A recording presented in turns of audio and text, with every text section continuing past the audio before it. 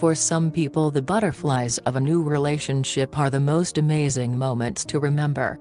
For others, it can feel like a nightmare, a breeding ground for all kinds of issues that only surface in the light of an anxiety relationship. If you're one of these people, there is a way to live with and counter your anxious attachment style. Follow these 5 simple tips to get your life back whilst enjoying being in a relationship. Distract yourself by keeping busy.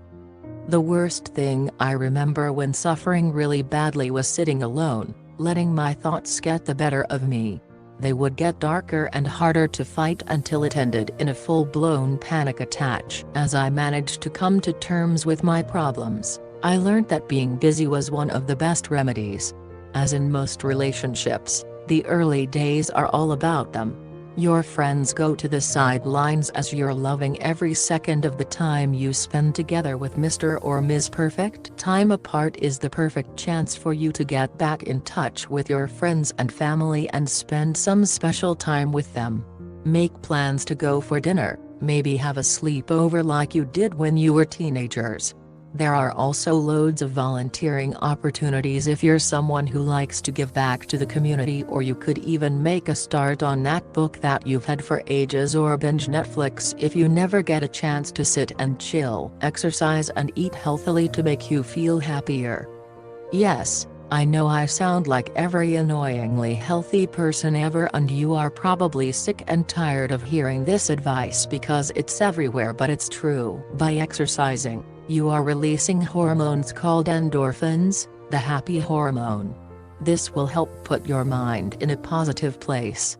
If you're not a gym person, then find a club or a class that you really enjoy, or find a court buddy where you can go play tennis or squash.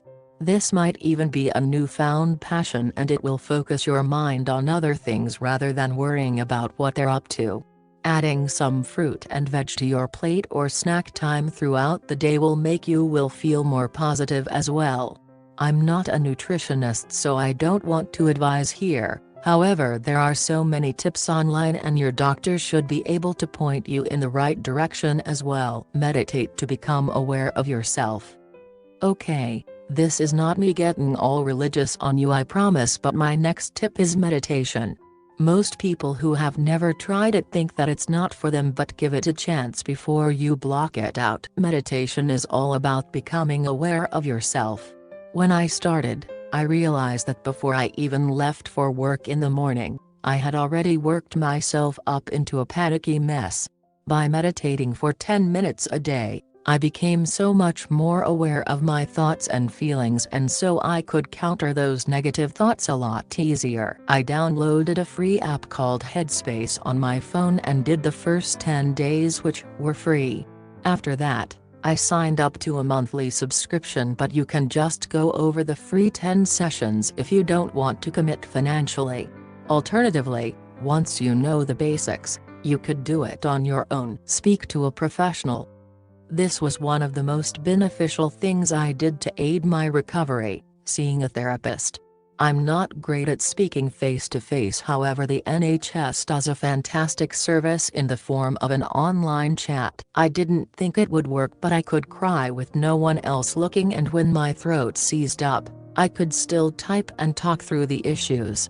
Do not let all the stereotypes of seeing a therapist get you down or make you think you're crazy. By going and getting help with someone who's qualified, you are acknowledging the fact that there is an issue and you're wanting to confront it. It means you know you don't have to live like this, and you want to take steps to be happy. I have also seen therapists face to face, and whilst it was uncomfortable at times, it felt like there was someone I could speak to who was totally impartial. Excellent for people who like one-on-one but find it hard to talk to those closest to them. Don't forget to be yourself and do the things you love. Before this person came into your life, there were things that you loved to do, ways of spending your day that made you happy. Go do those things. It might ignite a passion you have which you had forgotten all about, and if it does, your mind will be too preoccupied with what you're doing to go to dark places. I love to play video games and read, so I focused on these things. As time went on, I found new interests and my mind stopped focusing on the what-ifs of my relationship. I realized I had stopped laughing on a regular basis because I was too preoccupied with my anxieties. By focusing on what I wanted to do, I found I was able to be happier and laugh a lot more. Make sure you never lose focus of what you want and who you are. It will make you happier in the long run and you'll see a bigger picture outside of your relationship. If you have an anxious attachment style or you're with someone who does, it can be a tough ride. Whichever position you're in, however, there are ways to deal with it and prevent an anxiety relationship. I wish you the best of luck on your journey to being in a happy, adventure-filled relationship. I hope you like this video, so don't forget to subscribe our channel and thanks.